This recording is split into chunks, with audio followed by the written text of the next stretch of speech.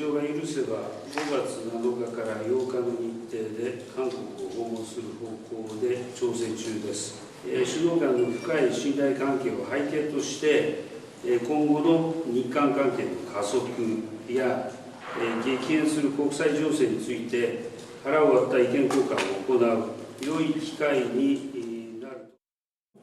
안보와 첨단 산업 및 과학기술, 청년 및 문화협력 등 양국 간 주요 관심사에 대해 협의할 예정입니다. 기시다 총리의 이번 방안은 양국 간 셔틀 외교가 본격 가동되는 의미가 있습니다. 기시다 총리는 앞서 한일 관계 개선을 주도한 윤 대통령님의 용기 있는 결단을 높이 평가하며 이에 조금이나마 보답하는 마음으로 이번 답방을 결심하게 되었다고. 윤석열 대통령이 오직 국익과 미래를 위한 대승적 결단을 내린 만큼 일본 역시 전향적인 태도를 보여야 할 것입니다. 양국이 진정성 있는 대화를 이어간다면 그동안 얽힌 실타래를 풀어 물잔의 반이 채워질 것입니다.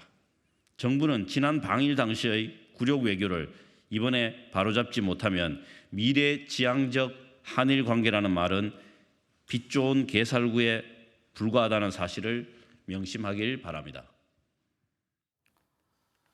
네, 한일 정상회담과 정치권 현안 짚어보겠습니다. 이기태 통일연구원 평화연구실장, 김종혁 국민의힘 전 비대위원, 현근택 민주연구원 부원장, 배종찬 인사이트K 소장, 이은영 휴먼앤데이터 소장 나오셨습니다. 어서 오십시오. 안녕하세요. 안녕하세요.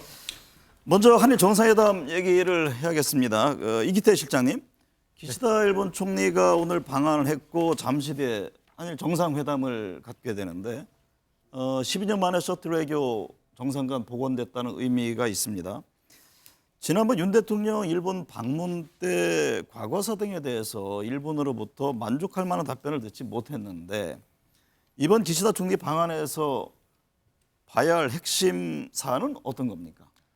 저는 한 세 가지 정도를 들 수 있을 것 같은데요. 네. 첫 번째로는 후쿠시마 오염수 문제에 관한 논의가 될 것 같습니다. 아무래도 우리 국민들의 건강과 직결된 문제이기 때문에 네. 이 문제에 관한 어떤 논의 과정이 나올 것 같고요. 두 번째로는 역시 가장 중요하다고 생각하는 강제징용 문제에 있어가지고 기시다 총리의 입장, 표명이 어느 수위까지 나타날 것인가라고 생각합니다. 네. 사회자께서 오프닝 멘트에서도 말씀하셨습니다만 과연 남은 물컵을 어떻게 기시다 총리가 채울 것인가라고 하는 점, 그리고 한국 국민의 마음에 다가서는 자세가 필요할 것이라고 봅니다. 네. 세 번째로는 인도태평양 전략이라고 하는 한국과 일본이 처한 국제 정세 속에서 한미일 공조 그리고 국제사회에서 어떠한 협력을 해나갈 수 있을 것인가에 대한 논의가 아마 이루어질 것 같습니다. 네, 김종혁 비대위원님, 일본 언론은 기시다 총리가 당초 올 여름쯤 방한할 계획이다. 그런데 앞당긴 것은 윤 대통령 결단에 호응하기 위한 것이다. 이런 해석들을 했잖아요. 그렇죠. 김현애 보는 기시다 총리 방한이 앞당긴 배경은 어떤 겁니까? 일단 기본적으로 언론 보도에 따르면 기시다 총리는 원래 7, 8월에 오기로 했었는데 네. G7 회의가 또 일본에서 열리잖아요. 그러면 이제 우리 대통령이 2번 연속 일본으로 가게 되는 거니까 일단 처음에 그 윤석열 대통령이 왔기 때문에 우리가 답방 형식으로 먼저 가본 다음에 다시 오도록 하는 게 낫겠다라는 그런 배려 같은 게 있는 게 아닌가 이렇게 언론 보도에 나오고 있고 또 본인도 이제 일본 언론과의 그 대화에서 그런 얘기를 했다고 하고요. 제가 보기에 기시다 총리의 방문은 세 가지입니다. 그 안보, 네. 경제 그리고 과거사입니다. 근데 그 관심사는 우리나라에서는 거꾸로 되어 있는 것 같아요. 그러니까 네. 과거사 문제에 대한 관심이 제일 많고 그다음에 경제 안보인데 사실 기시다 총리의 입장에서는 거꾸로 안보 문제에 대한 그 관심이 제일 큰 것 같아요. 네. 지난번에 이제 일본 열도 위로 그 북한의 미사일이 날아갔을 때 그 열차가 중단되고 뭐 사이렌이 울리고 상당히 법석을 떨지 않았었습니까? 네. 핵 공격을 받았던 일본 국민들에게는 그 미사일이라는 것들에 대한 핵미사일에 대한 두려움이 굉장히 강하기 때문에 네. 이번에 윤석열 대통령이 워싱턴에 가서 그 뉴클리어 컨설티티브 그룹인가요? 그 핵 협력 그룹을 결성한다는 것이 도대체 무슨 의미인지, 워싱턴 선언의 내용이 뭔지, 네. 바이든 대통령과 막전 마크에서 무슨 얘기를 했는지, 안보를 강화하기 위해서 한일 간에 어떠한 협조가 필요할 것인지 뭐 이런 것들이 가장 중요한 관심사일 거라고 생각을 합니다. 그 다음에 네. 이제 경제 문제 그리고 과거사 문제 이런 순으로 중요도를 매기고 있지 않나 싶습니다. 네. 현근택 본장님, 방안이 중요한 게 아니라 어떤 내용으로 채우느냐가 중요하잖아요. 핵심 사안으로 과거사에 대한 문제에 대한 입장 표명, 이게 과연 어느 수준까지 올 수 있는 것이냐. 이제 윤 대통령이 방일 뒤에도 일본은 교과서 왜곡이라든가 신사참배 등 이게 이어졌잖아요. 일본 내부의 강경론을 채우고 이번에 뭔가 우리 국민이 원하는 수준까지 갈 수 있을까요? 저는 그렇지 않을 걸로 봅니다. 지금 앞에 말씀하신 것처럼 원래는 어찌 보면 이제 뭐 7, 8월 예정돼 있었지만 먼저 온 거거든요. 네. 언론 보도도 먼저 나왔습니다. 지금까지와는 좀 다른 양상이거든요. 그러니까 어찌 보면 기시다 총리가 오길 원했다. 그러면 지난번에는 어쨌든 지금 반잔을 저희들이 뭐 채웠다 그러는데 반잔은 저는 마셔버렸다고 보는데 반잔 더 달라고 오는 거 아닌가라고 보입니다. 그러니까 핵심적인 게 안보라고 얘기하지만 안보 문제는요 다 미국에 의존하고 있는 상황입니다. 미일 동맹이 한미 동맹보다는 오히려 더 내용이 깊게도 볼 수 있거든요. 그러면 핵심적인 문제는 저는 과거사 문제가 아니라 결국 오염수 방류 문제가 될 수밖에 없다. 네. 왜냐하면 이게 한 7, 8월 정도로 예정돼 있습니다. 근데 만약에 오염수를 방류하고 나서는 아마 방안이 힘들 거예요. 굉장히 반발이 심할 거기 때문에. 그럼 사전에 어느 정도 좀 지난번에 윤석열 대통령이 갔을 때에도 언론 풀이를 통해서 방류 문제 어느 정도 얘기했거든요. 네. 어느 정도 이제 얘기를 한 거예요. 공식 의제로 안 올렸지만. 근데 이번에는 이제 공식 의제로 올린다는 거거든요. 그러면 지금 핵심적으로 대통령실에서 얘기하는 건 두 가지입니다. 그러니까 과학적 근거, 국제적인 기준, 그다음에 한국의 참여인데 그건 제가 보기 일본이 받을 가능성이 있다고 봅니다. 네. 왜냐하면 뭐 IAEA는 이미 약간 인용하는 선도로 가고 있고 한국에서 참여한다 그래도 어떤 의사 결정이 아니라 그냥 보조 정도, 참가 정도 한다 그러면 만약에 그 두 가지를 다 조건 들어준다 그러면 그냥 우리 방류하겠다고 했을 때 과연 한국 정부에서 뭐라고 할 수 있느냐 이 문제가 제가 보기에 가장 큰 쟁점이 될 걸로 보고 있습니다. 이기태 실장님, 앞서 이제 세 가지 현안 중에서 이 실장님도 이제 오염수 문제를 첫 번째로 말씀하셨는데 뭐 대통령실에서도 의제에 대해서 부인하지는 않았습니다. 미리 흘러나온 얘기는 오염수 관련해서 한일 공동 조사를 사전에 한다는 건데 만약에 정상 간 합의 이후에 공동 검증을 하게 되면 이 문제가 풀립니까? 사실 오염수 문제는 한일 관계가 악화됐을 때는 논의가 되지 않았던 것 같습니다. 네. 오히려 즉 우리가 이 얘기를 꺼내기도 힘들었고요. 하지만 한일 관계가 진전이 되면서 이제 오염수 문제에 대한 이제 논의가 하나의 의제로 나타났습니다만 지금 현재로는 실무진 차원에서는 아마 조사 준비를 하고 있는 것 같습니다. 그렇지만 역시 결과는 이번 정상회담에서 이제 정상 간의 합의를 통해서 이루어질 것 같습니다만 사실은 뭐 IAEA에서도 지금 중간 보고서를 통해서 문제가 없다라고 이제 얘기를 하고 있습니다만 우리 한국 정부가 이제 참여하는 형태로 나타날 것 같습니다. 사실 그런데 오염수 문제는 사실 두 가지 시각이 있는 것 같아요. 첫째는 어떤 방사능 자체는 정말 해로운 것인데 네. 이것이 뭐 그냥 조금이라도 들어갔을 때 그냥 해롭다라고 하는 시각이 있고 흔히 말하는 기준치 이하로는 괜찮다라고 하는 시각에서는 이것은 문제가 없다라고 하고 있고 이것이 아마 일본 정부의 지금의 입장인 것 같습니다. 그것이 한일 간의 공동 조사를 통해 가지고 명확하게 객관적으로 나타날 수 있는 하나의 계기가 될 수 있을 것이라고 보고 있습니다. 오염수 의제는 일본이 원했을까요? 한국이 원했을까요? 아무래도 한국 측이 있을 것 같습니다. 아무래도 동해하고 태평양을 접하고 있는 한국의 입장에서 국민들이 방사능에 대한 두려움이 있기 때문에 이 문제는 일본 국민들의 건강뿐만 아니라 한국 국민들의 건강하고도 관련이 되기 때문에 아마 한국 정부가 먼저 얘기했을 가능성이 높을 것 같습니다. 현근택 부원장님, 네. 민주당은요 일본 원전 오염수 방류 철회 또 강제징용 등 과거사 문제 성과가 없으면 이게 빈손 외교가 제한될 것이다 이런 입장을 냈네요. 그렇죠. 그러니까 지난번 일본 방문했을 때 사실 어찌 보면 먼저 다 우리가 제시하면 일본이 호응하지 않겠냐 이런 기대에 어찌 보면 상대방이 선의에 기대한 건데요. 완전히 반대 결과가 나타나지 않았습니까? 지금 이제 교과서 문제라든지 지금 말씀하신 외교 청사라든지 야사쿠인 신사 참배 문제라든지 다 나왔기 때문에 사실은 이번도 그렇게 가는 거 아니냐. 그러니까 기시다 총리는 굉장히 그 국내 지지율도 올랐고 지방 선거에서 승리했고 자신감을 얻었거든요. 네. 그러니까 한일 회담을 통해서 그 여세를 몰아서 한국이 얻을 것을 더 얻겠다 이런 거 보이는데 하다못해 이제 화이트리스트만 하더라도 먼저 우리는 복귀 싫은데 일본은 하는 걸 보겠다 이러는 거거든요. 우리는 WTO 제소도 취하했는데 그렇게 본다 그러면 뭘 얻을 거냐 확실하게 요구를 해야 되는데 지금은 오히려 일본 총리가 굉장히 자신감을 얻고 우리한테 와서 오염수 방류할 테니까 양해해라 아니면 이런 걸 받아들여라 이렇게 오는 상황이 되기 때문에 과연 우리가 뭘 얻을 게 있느냐 굉장히 쉽지 않은 상황인 것 같습니다. 김중혁 비대위원님, 그 외교안보에서도 뭐 여야간 입장차가 뚜렷합니다. 국민의힘은 야당을 향해서 외교 자해를 중단하라 이런 비판을 했네요. 그 외교 안보 부분에 있어서는 초당적으로 가야 되는 것들이 원칙입니다. 그런데 지금 민주당이 하는 거 보면 어떻게 해서든지 한일 관계가 파탄이 나고 일본 총리가 이번에 와서도 뭔가 서로 감정이 더 악화되기만을 바라는 그런 게 아닌가라는 그런 의구심이 들 정도로 일방적으로 공격을 하고 계신데요. 예를 들면 지금 일본에서 교과서 문제라든가 독도 문제라든가 이런 것들이 계속 그 극우파들, 우파들이 등장하고 있는 것은 민주당 정권이 있을 때 한일 관계가 파탄냈기 때문에 그에 대한 반작용으로 일어난 것들이 굉장히 많습니다. 그리고 그런 것들을 지금 치유하기 위해서 윤석열 대통령이 일본에 가서 한 거거든요.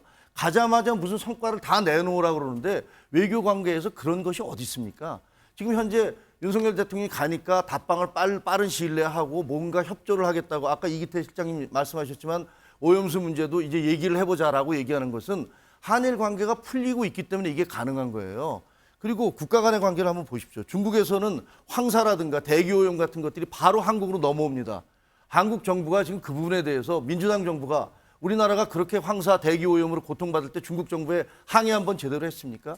근데 일본 후쿠시마 이 부분에 대해서는 아예 이해가 과학적으로 검증을 하고 그리고 한국에서도 정 못 믿겠으니까 한국에서도 가서 검증을 같이 하자라고 하는데 그것도 못 믿겠다고 그러면 뭘 기준으로 해서 그 평가를 내려야 됩니까? 네. 제가 보기에는 너무 과도하게 지금 한일 간의 어떤 외교 문제를 갖다가 감정으로 지금 대응하고 있다. 민주당이 이렇게 생각합니다. 이기태 실장님, 기시다 총리가 강제징용 문제에 대한 사죄와 반성을 직접 언급할지도 관심사인데요. 어떤 전망인가요? 지난 3월 정상회의 때 기시다 총리가 1998년 한일 공동선언을 비롯한 역대 내각의 역사 인식을 계승한다라고 언급을 했습니다. 그런데 사실은 우리가 원했던 통절한 반성과 진심 어린 사죄라고 하는 표현은 없었는데요. 사실 이번에도 그렇게 쉽지는 않을 것 같다는 생각이 솔직한 제 생각입니다. 하지만 기대는 하고 있습니다. 기시다 총리가 보통 이제 결단력이 없다라고 하는데요. 한번 결단을 내리면 추진력이 있는 총리로 알고 있습니다. 그래서 결단을 내기를 원하고 저는 다른 쪽에서도 한번 생각을 해보는데 사실은 일본이 98년도 공동선언 이후로 2010년 간 담화까지 계속해서 한일 관계에 있어가지고 반성과 사죄를 표명했는데 2015년도 아베 담화 때 이것이 안 됐거든요. 그렇기 때문에 기시다 총리가 이번에 얘기하는 것은 아베 담화에서 표명했던 사과를 하지 않겠다라는 걸 벗어난 하나의 새로운 원칙을 다시 한번 제시하는 의미가 있다고 봅니다. 네. 배준선 소장님, 앞서 들으셨다시피 지금 여야 외교안보 정책을 놓고 견해차가 뚜렷한데요. 한일 정상회담에 대한 여론은 어떻게 나타나고 있습니까? 일단 지난 3월 달이거든요. 3월 달에 윤석열 대통령이 일본을 방문했을 때 그 직전에 제3자 변제안이 있었습니다. 결국 제3자 변제안이 여론상으로 긍정적이지 않았고 그 부분이 윤석열 대통령에게 일본 관련 외교는 계속 이제 부담되는 것인데 중요한 건 이 부분일 겁니다. 결국 컵의 문을 반을 채워야 된다라는 것은 공은 이제 일본 쪽으로 넘어가 있다. 그렇다면 일본이 어떤 대응을 하느냐, 태도를 보이느냐가 중요할 텐데 오염수 문제는 이렇게 민감한 문제는 좀 조정되고 조절되는데 다소 시간이 더 걸릴 수도 있죠. 그렇다면 우선적으로 중요한 것은 국민 여론의 중도, 또 무당, 또 MZ세대가 바로 받아들일 수 있는 이슈는 기시다 우미오 총리의 이 공동 기자회견, 정상회담 이후에 과거사와 관련된 발언일 겁니다. 과연 사과가 나오느냐, 어떤 내용을 담고 있는 정도 수준의 사과냐, 이 부분이 여론에 상당히 영향을 준다고 봐야 됩니다. 네, 이은영 소장님, 한일 관계의 경우는 특히 이제 민감한 문제들이 많이 있잖아요. 그 정상회담 결과에 따라서 대통령 지지율에 어느 정도 영향을 미칠지 이것도 관심사인데 지난 3월에 열린 한일 정상회담 때는 강제동원 피해자 배상 문제 등에 대해서 이 비판이 있었고 지지율이 하락했잖아요. 맞습니다. 네. 이번에는 어떨까요? 지난 3월 한일 정상회담 이후에 지금 여론 구조 자체가 3대6 구조로 지금 바뀌어 있어서 외교 분야에 있어서 국민들이 더 이상 좀 현 정부 정책에 대한 신뢰를 하지 않는 입장인 것 같고요. 그리고 일본에 대해서는 그러니까 역사적인 문제에 대해서 사과를 받아내지 않으면은 그 이외에 어떠한 것도 좀 늦어지더라도 상관이 없다. 이런 흐름으로 지금 가고 있습니다. 그래서 이번에 아까 그 세 가지 의제라고 말씀을 하셨지만 국민들 입장에서는 후쿠시마 후쿠시마 오염수 방류 문제 가장 크게 좀 받아들이고 있는 것 같고요. 그리고 이것을 지금 양보하려는 것이 아니냐. 특히 기시다 총리 그 형식 자체가 연휴 끝날 갑자기 와가지고 1박 2일 하고 그냥 가버리는 모양새인데 이거는 자기 할 말만 하고 가겠다라는 걸로 지금 받아들여질 수 있기 때문에 이 부분에 있어서 좀 어떤 결과가 나오더라도 그리고 지금 현재 공동 선언이나 이런 것도 없다고 나왔거든요. 그래서 네. 이런 흐름에서 보면은 여론이 그렇게 썩 좋게 받아들이지는 않을 것 같습니다. 배중철 소장님, 네. 이번 한일 정상회담에서 앞서 이제 여러분 말씀 있었습니다만 뭐 경제 안보 협력이라든가 후쿠시마 방사능 오염수 문제 이제 다양한 의제가 논의될 텐데 네. 그 중에서 윤 대통령 지지율에 가장 큰 영향을 미칠 의제는 어떤 겁니까? 뭐 저는 긍정적 기대치는 열려 있다. 네. 물론 안보나 경제 관련되는 부분도 중요합니다. 그런데 그 부분은 아주 파격적인 게 있지 않는 한은 대통령 지지율에 큰 영향을 미친다고 보기는 힘들 것 같고요. 오히려 이제 국민들이 받아들이는 건 우선적인 일본의 이 태도에 따른 대통령의 이미지일 겁니다. 우선적으로는 후쿠시마 오염수 방류 관련해서는 윤석열 대통령이 그건 뭐 기꺼이 우리는 뭐 어떻게 해도 괜찮다 이렇게 반응할 리는 없겠죠. 그렇다면 윤석열 대통령이나 정부가 또 한일 정상회담을 하면서 어떤 원칙과 기준이 제시되는가 그 부분을 볼 수밖에 없을 테고 또 하나 이제 중요한 건 아까 말씀드렸던 그 과거사에 관련된 부분입니다. 그런데 과연 이 과거사가 어느 정도 수준이 우리가 원하는 만큼 이기는 어려울 거예요. 네. 하지만 그래도 워낙 지난 3월 달과 비교를 해볼 때는 그때는 뭐 일절 없었거든요. 전혀 없었고 하야시 외상의 경우에는 강제징용 뭐 그런 게 있었어요. 이랬단 말이에요. 그래도 이번에 좀 여유가 생겼을 겁니다. 이제 일본의 선거도 끝났고 지금 기시다 내각은 지지율이 상당히 올라가 있으니까 또 G7 정상회를 앞두고 한국민의 여론을 굉장히 부정적으로 끌고 갈 이유는 없으니까 과거사 발언을 할 것 같은데 그 발언이 어느 정도 그래도 설득력이 있다면 대통령의 지지율에는 또 가장 크게 영향을 미칠 내용이라고 봐야 되겠죠. 김정혁 전 의원님, 그 윤 대통령 기시다 총리와의 만찬 한남동 관저에서 지금 예정이 돼 있잖아요. 홈파티 형식으로 한다고 하는데 숯불 불고기를 포함한 한식을 대접할 것이다. 지난번 한일 정상회담 때는 화합주가 또 화제가 됐잖아요. 그렇죠. 혹시 이번에 만찬 관련해서 뭐 김건희 여사 역할이라든가 들은 게 있습니까? 이게 원래 실무 방문이잖아요. 네. 이게 굉장히 짧은 시간 동안에 이게 준비가 됐던 게 오는 거기 때문에 뭐 국빈 방문과는 완전히 다른 차원일 겁니다. 그런데 셔틀 외교의 원래 뜻도 그런 거고요. 가까운 지역이니까 서로 왔다 갔다 하자는 건데 제가 듣기에는 이제 숯불 불고기를 한다는데 지난번에 일본에 갔을 때 일본소 와규가 나왔었다고 그래요. 네. 그러니까 거기에 대응하는 것으로서 우리로서는 우리 한우로 숯불 불고기를 대접을 하겠다라는 그런 뜻으로 보이고요.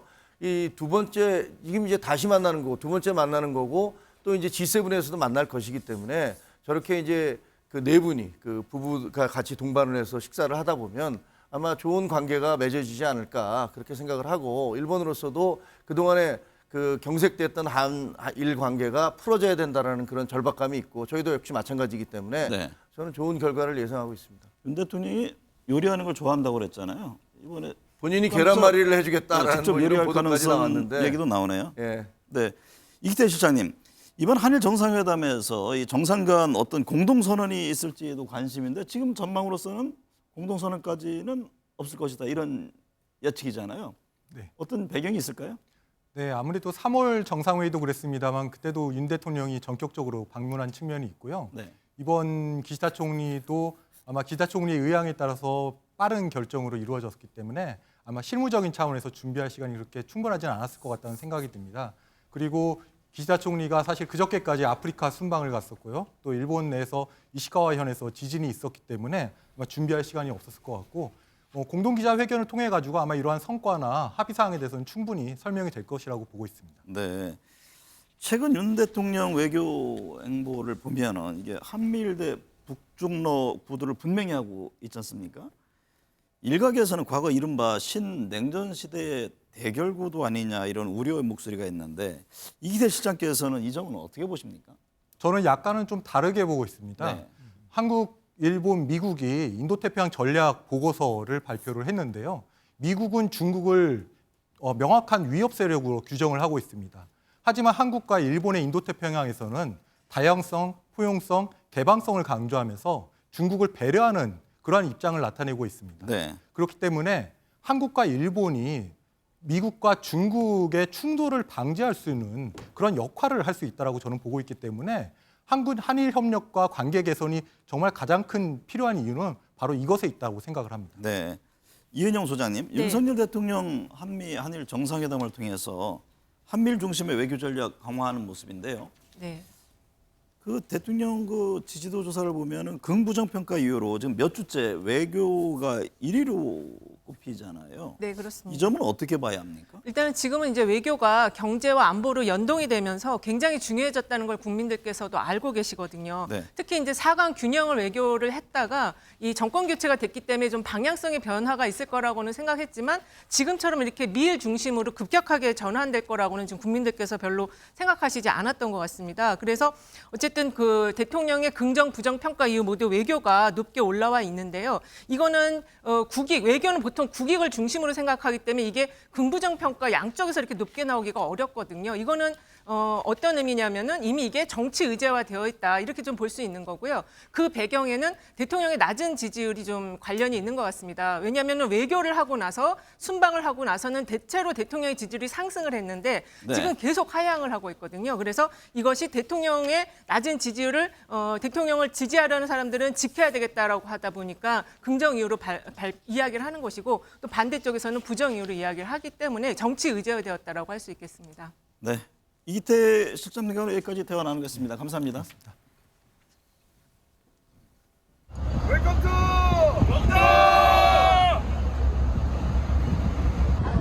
우리 청년들의 끊임없는 도전으로 드디어 독도에 입도해서 독도가 대한민국 땅이라는 것을 입증해내고 그리고 그것을 세계인들에게 널리 알릴 수 있는 기회가 됐습니다. 누구보다 열정적으로 독도가 우리 땅이라는 것을 세계에 알릴 수 있도록 노력하겠습니다. 아무리 일제가 제2의 주권 침탈을 하려고 해도 우리는 끊임없는 투지로 이겨내도록 하겠습니다. 독도는 우리 땅입니다. 네, 민주당 전용기 의원이 독도를 방문한 모습 봤는데요. 김중혁 전 최고위원님, 예. 하태경 국민의힘 의원이 일본 극우가 좋아하는 일을 해준 것이다 이런 비판을 했는데 어떤 배경이었습니까? 그 독도는 알다시피 우리 땅입니다. 그리고 네. 우리가 실효적 지배를 계속 해오고 있어요. 이거를 아니 우리가 우리 집을 우리 집이라고 계속 떠들어댈 이유가 있습니까? 뭐 그럴 이유도 하나도 없는 거고. 네. 2012년에 이명박 대통령이 독도를 방문했을 때 그때 이해찬 민주당 대표께서 하신 얘기가 있어요. 독도를 자꾸 대통령이 방문함으로써 마치 그게 분쟁 지역이라는 인상을 국제사회에 줄 수가 있다라고 얘기하고, 두 번째 그 방문을 통해서 한일 관계가 계속 악화되게 되면 그것이 누구 좋은 일이냐라는 거고, 세 번째 이거는 국내 지지를 위해서 정치적으로 악용하는 게 아니냐, 이 세 가지를 지적을 하셨어요. 지금 전용기 의원의 방문 똑같이 거기에 적용할 수가 있습니다. 네. 1번과 2번은 말할 것 없고요. 세 번째 정치적 악용은 지금 일본 기시다 총리가 온다고 하고 한일 간의 화해 무드가 조성되니까 거기에 재를 뿌리고 어떻게 해서든지 한일 회담이 나쁘게 가도록 원하는 듯한 그런 느낌을 받아요. 그래서 이래도 되는가 이런 생각이 듭니다. 네. 현무택 본부장님, 반면 전용기 의원은 국민의힘이 진정 보수라면 독도 방문을 쇼라고 비판할 게 아니라 주권 침해를 일삼는 일본을 비판해야 한다 이렇게 반박을 했네요. 이건 뭐 여야를 떠나서 독도 방문은 뭐 정치인들이 가끔 하고 있는데요. 네. 사실 이제 우리 집이니까 우리 집이라고 얘기할 필요가 없다. 남이 와가지고 이거 당신 집 아니야. 이런 얘기 안 하면 우리 집이라고 그냥 우리가 얘기할 필요가 없어요. 근데 이웃집에 와가지고 이거 우리 집인데 당신이 왜 거기 있어? 이렇게 하고 있는 거거든요. 그러니까 이제 문제가 되는 것인데, 지금 말씀하신 것처럼 그 당시에 그런 비판이 있던 건 맞습니다. 근데 해당되는 수도 있지만 현재 어쨌든 이게 지금 전용기 의원 같은 경우에는 당초에 뭐 기시다 총리를 방문을 앞둔 게 아니라 예전에도 한번 예정됐다가 한번 가려다가 못 가고 다시 간 거였는데, 일단 청년위원장 자격으로 갔다는 말씀이고요. 본인도 이제 말씀 것처럼 왜 우리가 지금 일본에 대해서 이렇게 독도의 문제에 대해서 얘기를 못 하느냐. 지난번에 갔을 때에도 사실은 독도 문제에 대해서 예상치 못하게 일본이 치고 들어온 거거든요. 네. 그 얘기를 계속했고, 그다음에 방문한 다음에도 언론을 통해서 계속 독도 문제 얘기했는데 별 얘기 없었다 이런 식으로 나왔기 때문에 뭐 청년 정치인이고 그런 입장에서 보면 충분히 할 수 있는 일이다 이렇게 보고 있습니다. 윤 대통령이 조만간 취임 1년이 되잖아요. 짧게 한번 평가를 들어보겠습니다. 김중혁 전 비대위원님, 국민의힘은 전체적으로 어떤 평가입니까? 그 윤석열 대통령은 총론에 있어서 그 방향에 있어서는 저는 잘 가고 있다고 생각을 합니다. 일단 한일 간의 관계, 굉장히 악화되었던 한일 관계를 풀기 위해서 욕을 먹어가면서 그것을 단행을 했고요. 미일 간의 관계도 마찬가지고. 그리고 북한에 대해서 뭐 전임 대통령 같은 경우는 무슨 삶은 소대가리의 앙천대소라느니 무슨 뭐 별의별 그 욕설을 들었어도 입도 뻥끗 못했는데 북한에 대해서도 당연히 주권국가로서 저희가 할 일을 하고 있지 않습니까? 그런 부분들을 잘하고 있고 네. 그다음에 경제적으로도 그 화물연대 파업의 불법 파업에 대한 엄정한 대처라든가 그리고 노동개혁이라든가 연금개혁 그리고 교육개혁에 대한 끊임없는 어떤 강조 이런 것들을 해나가겠다는 다짐 네. 이런 것들은 잘하고 있다고 생각하고요. 네. 근데 왜 지지도는 그렇게 낮고 못하고 있느냐? 저는 뭐 이것이 그 대선 이후에 대선 2라운드가 지금 계속되고 있다. 네. 그 이재명 대표께서 다른 그 일반적인 그 대선 패배자들과는 다르게 곧바로 국회의원으로 그 당선이 되신 다음에 당 대표가 돼서 당 전체를 지금 그 마치 대선 때와 같이 그렇게 싸움하는 그런 2라운드를 끌고 가시고 있다는 네. 그런 어려운 환경이 있고 또 그 169석이라는 압도적 다수를 가진 야당이라는 그런 측면이 있고요. 그다음에 세 번째 뭐 자체적으로도 세련되지 못한 어떤 그런 정책 발표들 같은 거 69시간 발표 같은 거 말이죠. 네. 이런 식의 세련되지 못한 발표를 통해서 스스로의 지지율을 좀 깎아먹은 부분이 있어서 총론에서는 방향은 잘 잡고 있는데 세련미가 좀 많이 떨어졌다 이렇게 말씀드릴 수 있습니다. 정근택 부원장님, 윤 대통령 네. 1년 동안 정치가 사라졌다 이런 얘기들도 있었잖아요. 민주당이 바라보는 윤 정부 1년은 어떻습니까? 일단 뭐 지지율로 나타나고 있다고 봅니다. 지지율이 최근에 약간 상승하고 있습니다만 대부분 긍정평가가 30대 초중반 정도고요. 부정평가가 50대 중후반에 머물고 있는데 결국은 사실은 그전에도 보면은 1년 동안은 굉장히 이제 지지율이 높게 나오는 상황이었거든요. 안 좋게 나오고 보는데 지금 말씀하신 건 똑같아요. 그러니까 국민의힘이나 지금 대통령실을 보면 항상 모든 게 다 민주당 탓이에요. 일본이 국영화된 거 또 민주당 탓이고 정치를 못하는 거 또 민주당 탓이고 정치가 안 되는 거 또 민주당 탓이고 그런데 사실은 정치라는 거는 대화의 타협입니다. 야당 대표 만나야죠. 뭐 수사 중이니까 못 만난다? 아니 그렇다면 수사 중인 사람 얼마나 많습니까? 근데 정치와 사법은 분리해야 됩니다. 자꾸 뭐 수사 중이고 이런 핑계는 제가 보기에 그냥 개인적인 감정이 안 좋다. 이거를 이제 돌려서 말하는 것이고요. 경제도 지금 상황 굉장히 안 좋습니다. 무역 적자가 지금 14개월째고 중국이 사실 최대 우리 흑자국이었거든요. 지금 최대 적자국이 됐어요. 네. 이런 문제를 전혀 해결 못 하고 있고 외교 안보 문제도 마찬가지입니다. 지금 뭐 관계 좋아졌다 그러지만 우리가 중국과 러시아와 관계가 이렇게 힘들었던 적이 없었어요. 굉장히 험한 말대로 오가고 있습니다. 그러니까 우리가 강대국이 아니지 않습니까? 어찌 보면 균형 외교를 해야 되고 경제와 외교를 분리하면서 이렇게 대응을 해왔는데 이걸 완전히 흔들어버리고 있습니다. 저는 그래서 정치도 안 되고 있죠. 경제도 안 되고 있죠. 외교 안보도 안 되고 있어서 그게 그대로 지금 지지율로 나타나고 있다 이렇게 보고 있습니다. 배종찬 소장님, 네. 지난주 윤석열 대통령 지지율이 갤럽과 리얼미터에서 모두 상승했습니다. 방미순방 효과인지 상승 기조로 돌아선 건지 아니면 일시적인 것인지 어떻게 보세요? 방미순방 효과라고 봐야 되겠죠. 네. 뭐 앞으로의 대통령 지지율은 또 이 한일 정상회담 효과가 어떤지 지속적으로 봐야 될 것 같고요. 일단 대통령의 지지율이 지난주 발표된 조사에서 올라간 것은 순방 효과다. 첫 번째로는 이제 지지층들이 조금 더 결집한 효과. 또 하나는 이제 무당층에서 정파적이지 않은 지지하는 정당이 없다는 무당층에서 대통령의 지지율이 좀 더 올라간 것. 네. 두 번째로는 한국갤럽에서 긍정적인 평가 이유를 물어봤더니 대통령의 외교다라는 것이 직전 조사보다 훨씬 더 높아진 35%로 나타. 물론 부정적인 평가 이유도 외교가 가장 높습니다. 하지만 이제 긍정적인 평가 이유가 더 높아지면 특히 이제 시큐리티 안보나 또 세마이컨덕터 이 경제와 관련된 부분보다도 이제 집중된 것은 대통령의 스킨십, 또 아메리칸 파이와 상하원 합동 영어 연설 등이 이제 주목이 됐을 테고요. 그만큼 이제 긍정 평가 이후로 외교가 높은 것을 보면은 지지층들이 순방 효과에 대한 더 긍정적인 평가를 추가적으로 부여했다라고 네. 해석할 수 있겠습니다. 이은영 소장님, 네. 윤 대통령 오는 10일 취임 1주년 앞두고 있는데요. 역대 대통령들의 취임 1년 무렵 지지율과 비교해 보면 노무현 전 대통령에 이어서 두 번째로 낮은 수치인데 취임 이후 윤 대통령 지지율에 영향을 미친 핵심 현안 몇 가지를 꼽는다면 어떤 겁니까? 일단은 그 윤석열 대통령 지지율이요. 87년 이후에 여러 명의 대통령이 나왔는데 가장 낮은 수준입니다. 지금 네. 좀 전에 노무현 대통령 이야기를 하셨는데 노무현 대통령은 그 당시 탄핵식이었거든요. 그래서 낮을 수밖에 없었던 정치적인 환경이 있었고요. 네. 지금 이명박 대통령과 가장 비슷한 수준인데 이렇게 낮은 지지율을 갖게 된 그 결정적인 이슈라고 한다면 저는 이제 외교도 들 수 있겠지만 경제에 신경 쓰지 않는 대통령의 태도 그리고 두 번째는 대통령실 이전과 그다음에 언론과의 그 관계 이거를 좀 긍정적으로 가져가지 못한다는 점을 꼽을 수 있겠습니다. 지금 대통령 지지율 특징 중에 가장 중요한 대목이 60% 부정평가가 지금 60%에 계속 꾸준하게 유지되고 있다라는 부분을 지적할 수 있겠고요. 그다음에 30대에서 지지율이 지난 대선에서 출구조사 평가를 보면은 30대에서 윤 대통령은 48.1%가 지지했고 이재명 후보는 46.3%를 더 많이 지지를 했어요. 네. 그런데 지난주에 나왔던 갤럽 조사에서 30대의 대통령 지지율 보면은 26%밖에 되지 않거든요. 그래서 부정평가가 높다는 점과 30대가 계속 대통령 지지에서 굉장히 많이 이탈했다는 점을 꼽을 수 있겠습니다. 배종선 소장님, 네. 여론조사 공정 조사를 내용을 보니까요. 네. 윤석열 대통령 취임 1주년 평가에 대해서 60.4%가 잘못하고 있다고 응답을 했습니다. 네.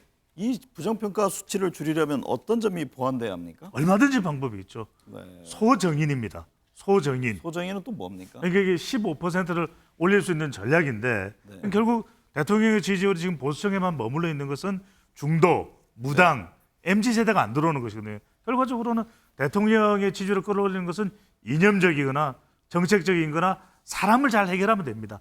그러니까 첫 번째는 뭐냐? 소통입니다. 이념을 초월한 소통을 해서 중도층이 더 들어올 수 있도록 해주면 5% 플러스. 그다음에 또 정책입니다. 청년 정책 잘 만들어서 청년 세대, MZ 세대가 더 들어오면 5% 플러스. 네. 마지막으로 인사입니다. 인사 잘해서 아이고 인사 너무 잘하네. 이러면 이제 무당층까지 들어오기 때문에 5% 플러스 15%가 올라갈 수 있는데 제가 이렇게 설명하면 특히 MBC 시사 스페셜에서 많은 지금 시청자분들이 그럼 당신이 대통령 하재 이러거든요. 제가 드릴 수 있는 말씀은 그런 얘기 들으셨어요? 하시더라고요. 그래서 네. 저는 못합니다. 윤석열 대통령이 이거 다 못하거든요. 그래서 저는 할 수 있는 데까지 윤석열 대통령이 다 하는 최선을 다하는 그 모습도 플러스가 될 수 있습니다.